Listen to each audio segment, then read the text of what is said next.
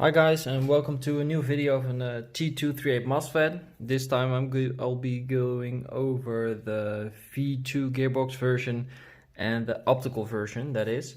This is an updated version. The first version was a v1.5. This one is, as you can see, the v1.6. The thing that they updated were the wires, or at least that's what I can see. Maybe there were more updates, but the only thing that I see updated, at least by looking at it, is the wires. Excuse me.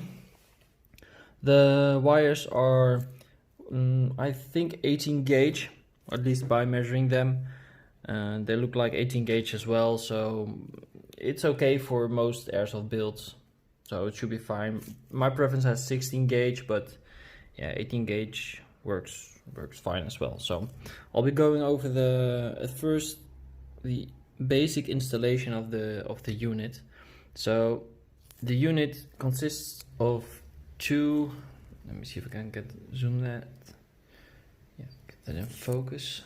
Let me see. There we go. So the unit consists of two parts: the lower part and the top part. The lower part is, well, that's where the magic happens. There were those have the most components. The top part does have the sensor, optical sensor for the sector gear. Sorry, my English isn't my native tongue, so sometimes I have to search for the words. Sorry about that. What you want to do is you want to install the, well, obviously the lower part in the lower part of the gearbox. Usually it fits right in, at least for the lower part. The top part you have to adjust a little bit, but I'll show you that in a moment. What I did, or at least what's best to do first, is you have to disassemble the entire gearbox, obviously. Also, you have to remove the selector plate, and that one needs a sticker like so. You see the white sticker on there.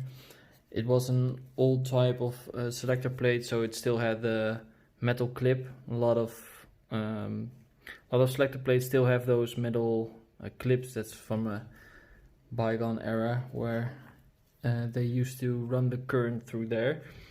Well, if you want to, you have to remove that one, and then you have to paste the white sticker on there. It's kind of hard to do because it isn't really adhesive, so it isn't really sticky. What I did, I removed, or what I first did was I put the cutoff lever, I put that back on, and then made sure it was level, so on horizontal. And then what I did was I used this line and draw it down there to use as the line for the white sticker. That should, in theory, work best. So I've tested this unit and this one works, so I deinstalled it just for you guys so I can make a video out of it. So when you've placed the sticker on there, then you can go and remove the cutoff lever again. If you can get it out. There we go. So what I needed to do was, well, you saw me removing the cutoff lever, and you see the notch that it's placed on. I had to Dremel it down a little bit on the sides so it fitted the MOSFET, or at least the hole.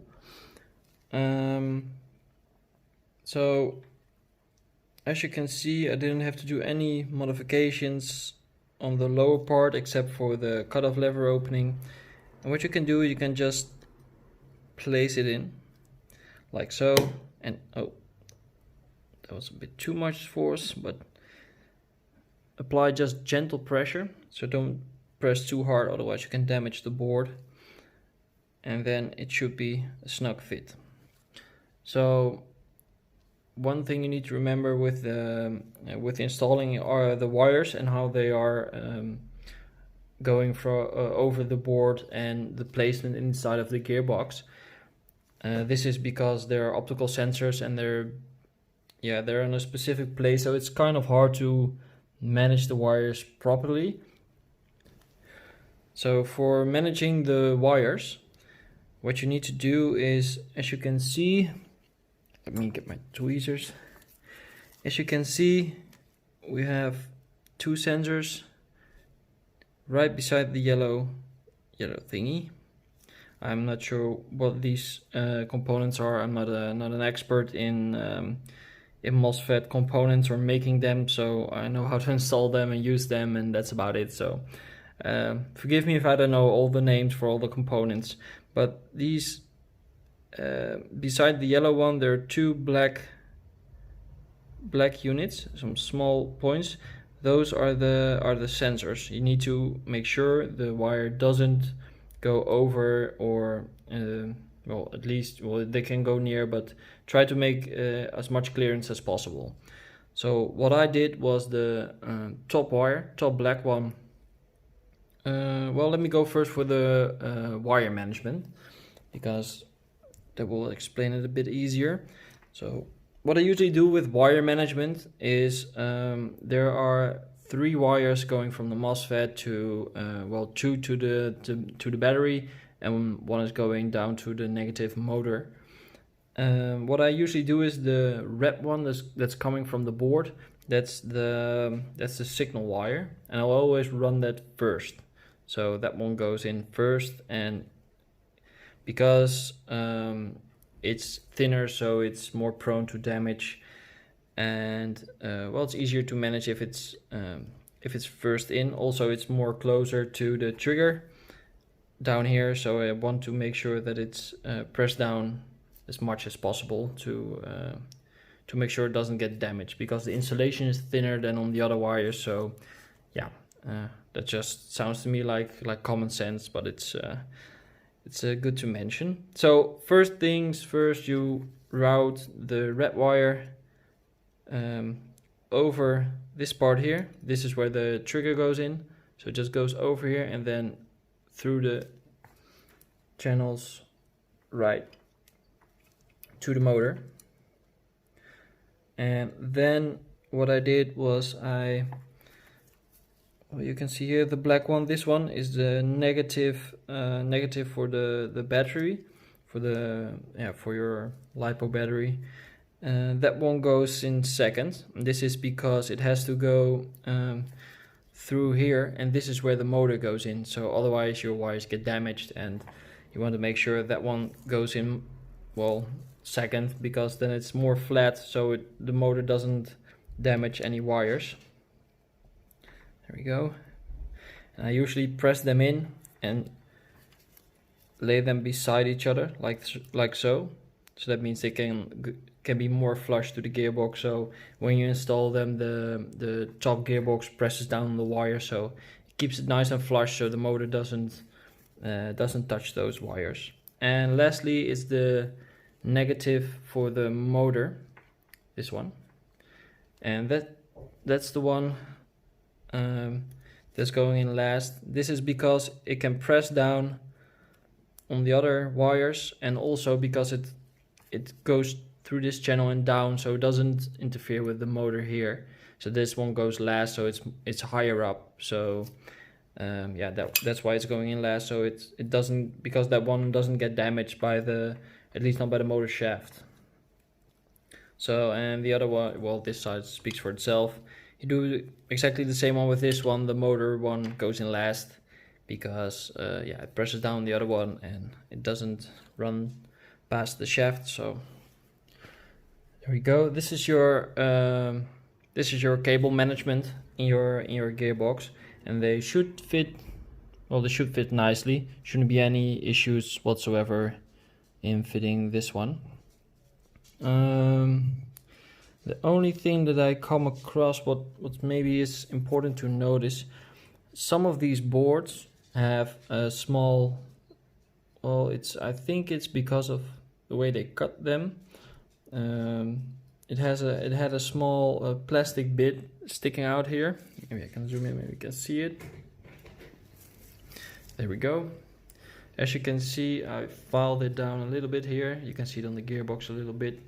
This part was sticking out, and that one was, at least with my 18:1 gear ratio, it was interfering with the gear, so it was touching the gears, and that's something that you do not want to happen. So I filed it down a little bit. And what's important to notice, or what's really important to see, is that you see these lines going over the board. That's pretty much the wires inside of the board. Yeah, I'm not sure what they're called exactly. Again, I'm not an expert on MOSFET building, just installing, so sorry for not knowing all the names of the components. But it's important to make sure that your, well, in this case it was the spur gear, to make sure that the spur gear moves freely. And I did that by shaving down a little bit of this corner, but you have to be very careful not to shave on top here, because this line is walking there, and if you damage that one, then your MOSFET's damaged and probably won't be working at all. So make sure you check if your spur gear has enough clearance. If not, just file down gently, really gently, because it comes off really easy at this corner. I had another one that didn't have that, but if you have that one, just make sure to check that your spur gear has enough clearance to move freely. So then you have the wires and the lower part installed. The thing that you need as well is a small screw to hold it down, let me see, and the washer. Well, they have a washer inside of the package. Let me see. There you go, but it's a little bit big. I mean, the hole is almost 5 millimeters, and well, that's the size of the head, so it doesn't really. Oh, there. Let me see if I can zoom in. Well, yeah. So as you can see, it goes right through, so it isn't really much help. But again, if you have some washers from the, I know the Gate Titan, or has the washers, multiple washers inside, so you can use those if you still have those laying around, or at least I use those. Otherwise, yeah, use a thin washer. It's like size M2 times 5, and then 0.5 millimeters thick. I've ordered a lot of those, but still, because of the COVID issue, it still hasn't come in after 2 months. But okay, it's fine. I still have some supplies of the Gate Titans I installed. So that's the last part that you need to install for the lower gearbox to be done. And here again, the washer is important, so you don't damage the board, and just apply gentle force. Not too much. Just has to be has to keep it in place, and don't over tighten it, because otherwise you damage the board. I know Gate has a specific rule that if it get damaged over there, you didn't use the washer, or you screwed in too tightly, then your warranty is void. So well, for this as well, it's still China, so warranty is a bit iffy, but yeah, if it gets damaged over there, your board is probably going to get permanently damaged. So just use the washer or anything you have, maybe even, yeah, I don't know, something that you can use. Otherwise, be very gentle when you insert that screw. So now we've installed the units all together, or at least the lower part of it. And one thing I'd like to point out is this small corner over here. I'm not sure if you can see it. That's why I've got the video zoomed in. But this corner, well, what they do is they have a giant board and they cut this one out, or at least they cut the units out. And what I saw was on this corner there was still a small piece sticking out that wasn't supposed to be there.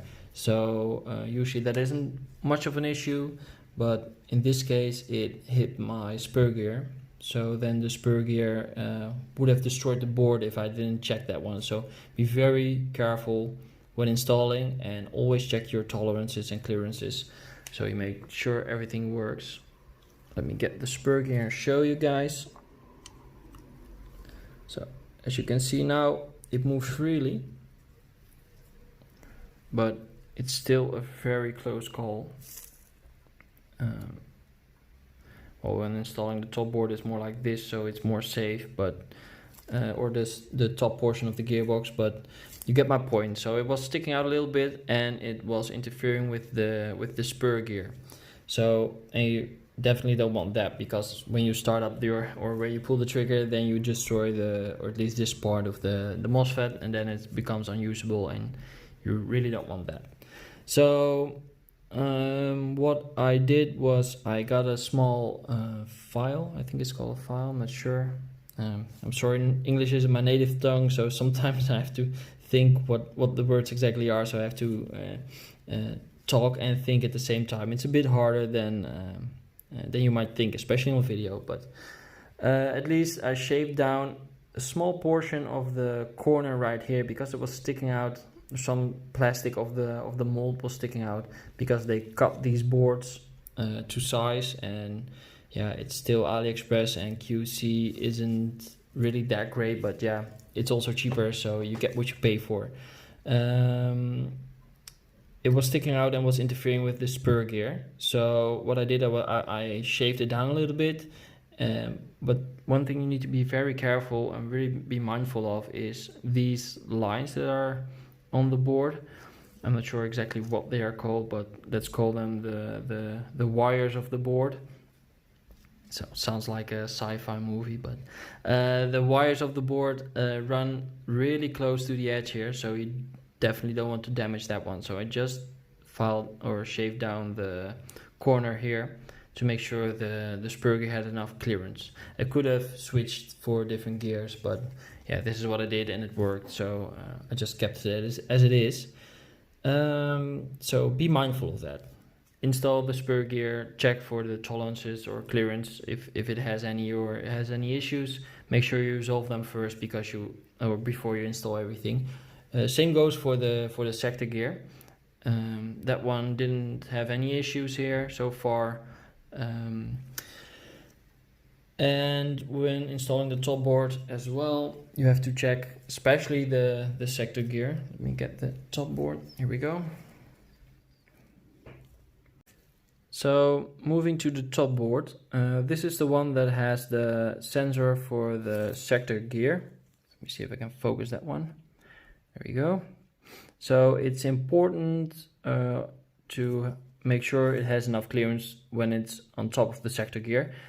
Somebody commented on my previous video for the V3 MOSFET. I'm sorry, I can't remember the name, but well, you know who you are. That these pads or sponges, whatever you want to call them, need to go on top of the pins. And that was a valid comment, because that's actually what they advise you to do. Because if you don't, the top board could be pressed downwards too much, and that means that the sensor or any other parts probably could get damaged by the moving gears, or maybe the trigger or anything else. So valid comment, and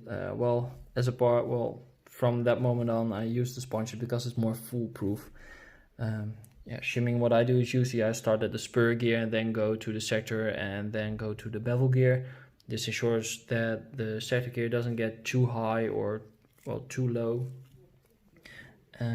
So you don't have any issues with your piston and misalignment, but that's a totally different topic.